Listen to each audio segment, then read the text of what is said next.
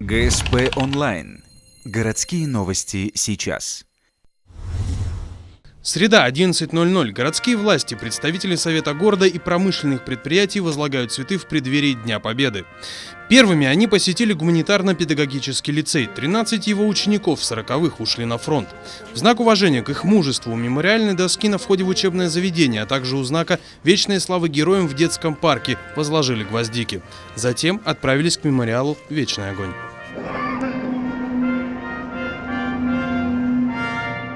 Через несколько часов здесь состоялась передача Знамени Победы. В этом году по инициативе ветеранов точная копия полотнища, водруженного в 45-м над Рейхстагом, побывает во всех ухтинских школах. Акция стартовала 21 апреля. Первыми знамя принял ГПЛ, затем школа номер 18, а сегодня его передали техническому лицею.